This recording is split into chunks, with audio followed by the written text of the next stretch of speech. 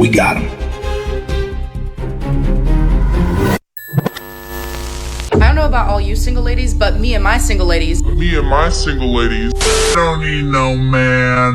Me and my single ladies, me and my friends, we're gonna go to the bars on Valentine's Day because if you are at the bars, you are single unless you're with your man or vice versa. So we're gonna be going to the bars and we are going to be passing out Valentines like we did in the 3rd grade, you know? Because if I think a boy's cute, here's my Valentine with a phone number and my name. If you wanna text me, great. If not, bye. But yeah, what do we have to lose? Like, What do we have to lose? I don't know, maybe your dignity? Whatever happened to those I attract, I don't chase affirmations? Flashbacks. I don't chase, I attract. I don't chase, I attract. What belongs to me will simply find me. I don't chase, I attract. What belongs to me will simply find me. Stop the cap. I don't chase, I attract. What's meant for me will simply find me. I don't chase, I attract. What belongs to me will simply find me. So I guess we're just gonna pretend that didn't happen. Another file tossed neatly into the Mandela Effect folder. So now, the new flex is gathering a crew of unwanted friends and storming bars and nightclubs like it's some kind of liberation march. And because you're not woman enough to walk up to a man on a regular Saturday, you need one sanctioned holiday, like a kind of Hallmark issued shield. Yes, of course, Valentine's Day. Just to cowardly hand out your number on Valentine's Day cards to men you're scared to approach. Coward. I haven't any courage at all. Valentine's Day is on a Saturday this year. Who let me know this information? Who let me? I'm gonna be at the bars handing out Valentine's Day cards. XOXO, Michaela. Guys, this video is from Destro, and it's crazy that like 3 years ago, females were saying they'd never be doing these kind of things, and look at us now in 2026. Will you enjoy the video? Who's ready? I mean, it's no different than the creepy dude wandering the office in December with that mistletoe dangling over his head, hoping that HR looks the other way while he's begging his co-workers for a kiss. It's basically the same energy, same desperation, different costume. But the real comedy, the chef's kiss, is watching her try to rebrand this L into a W, watching her perform Olympic-level mental gymnastics to turn rejection into confidence, scarcity into choice, and loneliness into girls' night out. She's trying to make a shitty situation look like bravery and glory, like the guy who proudly brags about tossing salads or eating it like the groceries. Brother, Look, ma'am, just call it what it is. Desperation. Just please, don't insult our intelligence. what do we have to lose? Like, you know these people are gonna be single, you know? So, there's nothing to lose. Yes. The Valentine's hate cycle has officially begun. And here's the funny part. If it's not aimed at you, don't relax yet. It's about to be temporarily redirected at the women who actually have a man. Because misery doesn't discriminate, it just reallocates targets. What you are about to witness is shade mastery at an elite level. Watch closely how she does it. In one swift motion, she attacks women with boyfriends while pretending to uplift them. She'll snare at their relationship, undermine the man, question the woman's standards, all while whispering the magic words. You deserve better. Translation. You deserve to be single like me. It's kinda like a recruitment pitch, like a soft sell into the bitter sisterhood. No pamphlets, no chance, just passive-aggressive concern and fake empowerment. Because if she can't get a man, the next best thing is convincing women who do have one that their happiness is actually oppression, that stability is settling, that love is beneath them, anything to drag them back into the pit so everyone can be miserable together. It's fascinating, to be honest, like watching a cult recruiter disguised as a life coach. Smile on the face, poison in the cup. And the craziest part is that she thinks it's subtle. Look, man, all I see is crabs in a barrel with lip gloss. Watch, learn, and don't fall for the bait. You know what I can't wait for on Valentine's Day as a single person and just a number one hater and a number one op to society and men is I cannot wait to see all these gorgeous women posting with their rickety rackety, frickety frackety looking rat man, and then they're posting nothing. Or they post, and I'm like, I just saw you on Hinge last week. Matter of fact, That's crazy how girls be hating on girls, why for real, but that's just a misery love company for real, especially with women. Like, what? sent me a rose. Matter of fact, he said, let me just get in there, you know? So I cannot wait. It's a big day for haters. Yes, it's truly a big day for haters like yourself. But let's take a second to talk about this post. All these gorgeous women posting with their rickety rackety, frickety frackety looking rat man. I mean, this chick literally looks like a lab rat, but hey, let us see what the Eye of Omens has to say on this topic. Yes, let us activate the third eye. You see, part of the delusion is that it requires lowering the bar of their own gender. And that alone should tell you that this isn't natural behavior. Because when things are functioning normally, women don't actively try to erase hierarchy. They recognize it. Hypergamy only works if you admit competition exists, right? Other women, prettier women, younger women, women with more femininity, better genetics, better timing, better leverage. That awareness used to be automatic. But now on social media, you keep hearing this bizarre claim. All women are baddies and most women are very attractive, but there's just not enough attractive men. I mean, come on, man. Think about how upside down that is. Just for the record, it is absolutely criminal that we look like this.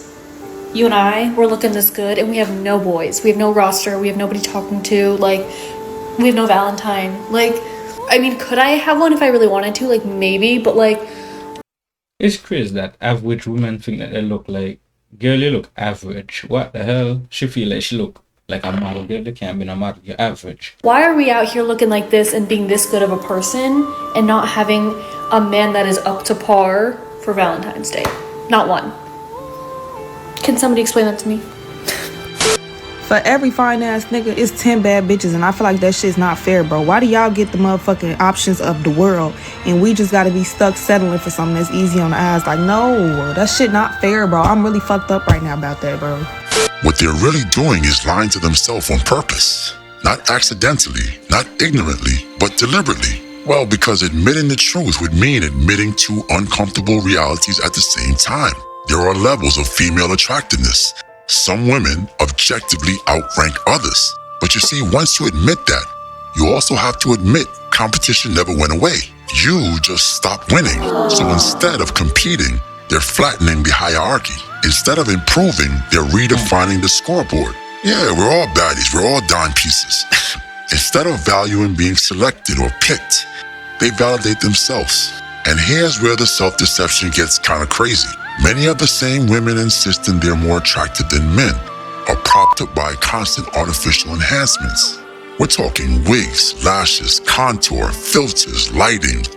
What's that on her face? That's crazy. That's what they be doing? What's that? That's like a face mask? Girdles, angles, baby hairs, and editing apps.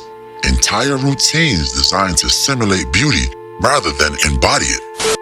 Can we discuss the ratio between decent or attractive women versus decent or attractive men? We need to discuss the ratio between decent, attractive women that are natural and then decent, attractive women that are fake. Yeah. Or just brutally honest. I'm almost 40 years old. You know what I mean? I'm a high value woman. Are you married? It doesn't matter. It doesn't matter if I'm married. A 40-year-old fat woman that's saying she's high value. That's crazy. Right. That's crazy. Oh, you know what? 40 years old and fat too? Sorry. Holy. I don't listen to the way that Muslims think about anything, so shut up. She looks 50, to tell you the truth.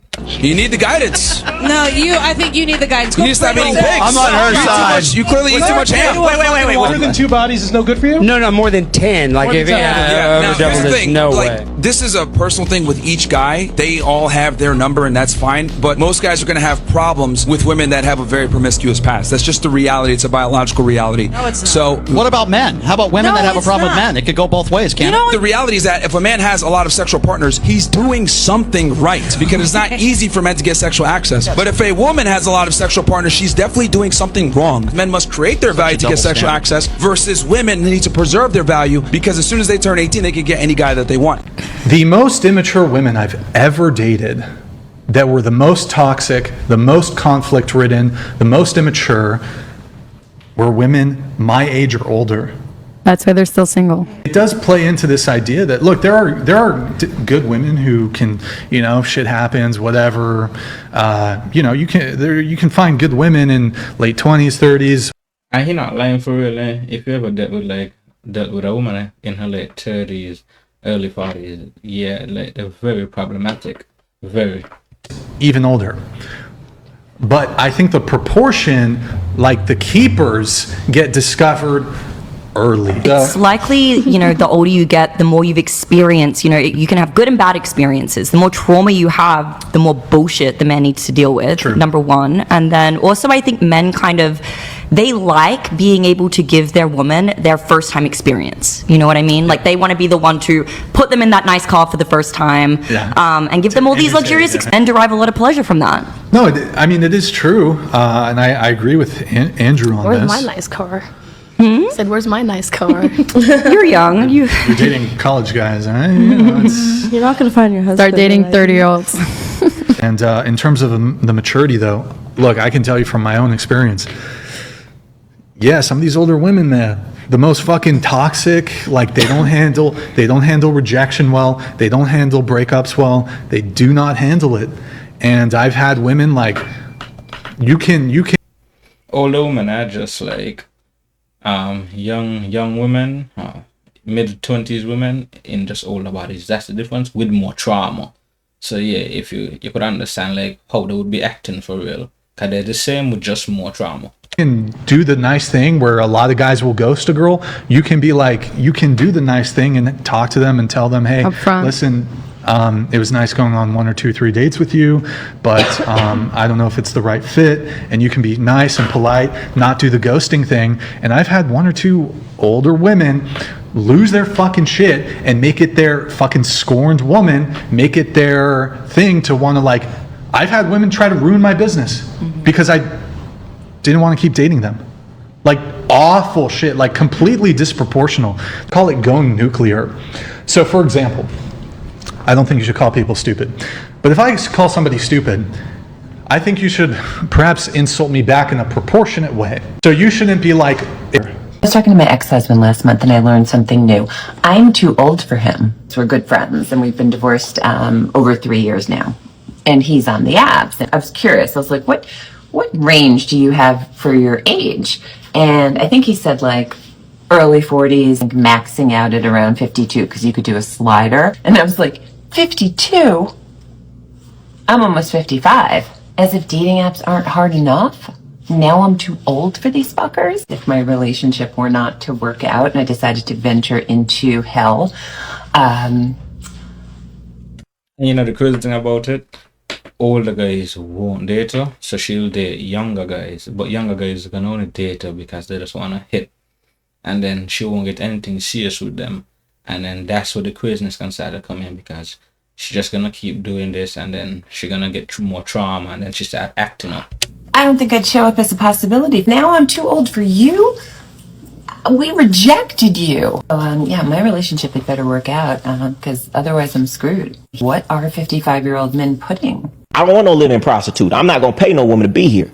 Do you want to be here? Well, then kick something in then. Well, you don't want to kick nothing in, then you ain't got to be here. You don't want to kick nothing in, you ain't got to be here, but you're not coming over here for free. Would you pay all the bills? She's doing everything right. She has paid all the bills for you, makes you feel good, do everything right. Not off the back, but I would. The game guy would. Wow. It's not about the money. It's about understanding I only want a woman to deal with me because of me, not what I'm providing. As soon as you put money into the equation, a woman is going to do what's best for herself. Self-preservation says, I'm going to go to work to a job that I hate, to a boss that I hate, because I need to survive. So the moment you start spending money on a woman's living situation, she's going to stay with you regardless if she likes you or not, because you're supporting her life. Right. So I don't ever want it to get confused and a woman want to stay with me longer because, well, shoot, I would leave, but he's paying half the rent or he's paying all the rent. So it's like, no. If she ready to leave, I want her to have no reason not to leave. You know what I'm saying? So it's not about the money. It's about me feeling like she's really fucking with me for me and not for my money. Even if I was a billionaire, woman ain't just gonna come in and nah. I need something. Y'all know you ain't got. Wait. If you're a billionaire, if I'm a billionaire, you still gotta ask her for something? I'm gonna ask her for something. Yeah, you can't just come here looking pretty and not providing a value. What? Even if he's a billionaire, she gotta be doing something. Gotta be doing something. Now she may not be able to afford the $100,000 a month rent, but whatever she's capable of, she gonna have to kick that up, like Uncle Sam say. Otherwise, ain't no for any. I'm not housing no prostitute. Because I never understand like a stay-at-home wife. Like, what's the point of a stay-at-home wife? Like, because when you're at that success level, you have your maid, you have your cook, you have whatever. So like, what's the point of having a stay-at-home wife? Like, I'm just paying I'm just paying for your lifestyle to stay at home because you got a vagina. Like, what? That's something I never understand. That's weird to me. Right? You pay him to leave, right? So I'm not gonna pay no woman to be here. Do you want to be here? Well, then kick something in then. Well, you don't want to kick nothing in, then you ain't gotta be here. You want to kick nothing in, you ain't gotta be here. But you're not coming over here for free, because you come over here for free. That's why you're here. You're not here for me. And if you say I ain't masculine, well, say that over at your house. You know, I'm not having no woman. Listen, because I know women. I don't know if these people don't. I don't know if these people don't believe me about how I used to live, but they just don't care. I really know women for real. And I know most women are settling. Most women don't really like to do they with. It's really just what he doing. I know many women married right now. The only reason they're married is because they can't financially support themselves in that same way. I know a lot of women right now with men right now that if they hit the lottery, they wouldn't fuck with him, but they're going to be with that man probably for the rest of their life because of what he's doing. I don't ever want to be that dude. Now, facts. That's facts right there. Like, yeah, some women stay with you because, as I said, women pay a single tax. So why not just be in a relationship and you're paying most of the bills and she getting to pocket most of your money? And look sharp, she got a man on the side, so she get a cake and eat it too. So yeah, most women just with a man because he could give her the best lifestyle that she wants at the moment. I'm not saying nothing wrong with that. There's nothing wrong with that. I just would rather not be that dude. I'd rather have a woman that like me for me. I don't see nothing wrong with you taking care of a woman and well, hey man, that's a benefit of being with me. There's nothing wrong with that. I'm just not gonna do it. That's all good, Jedic. Yeah. $350 to meet with this woman. Have her tell me I am not worthy of love as I am, but the fact that I need to change in order to be worthy of love and partnership. Which honestly, I think for that reason alone, she should have her matchmaking license taken away, because we shouldn't be pushing on these narratives that people are not worthy as they are, and essentially telling women that the type of woman they are isn't worthy of love. That is a narrative that should not be given to anyone, or it is dangerous commentary. And the fact that she said this to my face had some audacity. You see what was up? Well, we're celebrating my 38th birthday tonight. You see what we're talking about? Older women, they don't want you to correct them. They don't want you to tell them anything. They always feel like there's something wrong with these older women. Like, y'all just gonna die single and die alone. Right, and we are gonna wash all of what she said aside. I am so excited. And we're gonna believe that no matter the type of woman you are, love is out there for you. We are not gonna listen to this toxic narrative. Things then escalated very quickly when the matchmaker essentially said that she doesn't think they're a good match and that her service is not for her. She's not ready for her service, that maybe she should try somewhere else. And she automatically took the rejection from a matchmaker to say that they're not a good match to automatically assuming that meant the matchmaker was saying that she's not worthy of love. The matchmaker told her a few things that she could try to improve her chances of finding love, and she automatically took that as an insult. For me, that is just a sign of low self-esteem, and that is a way of your brain trying to make you feel better about your life, when actually what you need to do is take a deep look at yourself and let your guard down. Like, stop putting on this confident front, because obviously you're not, and that's why you're saying these things. Guys, I'll leave it here for today. This was a video from Logical Dating 101. Like, subscribe, leave your opinions in the comments, and check out his channel. Peace out. Like, an actual confident person wouldn't go around telling everyone, like, I'm so desirable, I need a man who's at or above my level. If I get a nice guy who's just obsessed with me, I can't have that because I'll just eat them for breakfast, or I'll just, like, shoot them up and spit them out. Like, a normal, healthy person who is self-assured will not say things like that. it's always the broke men that say that they're afraid of gold diggers. Like, actual rich men with money, with wealth, aren't going around telling everyone that they're scared of meeting a gold digger.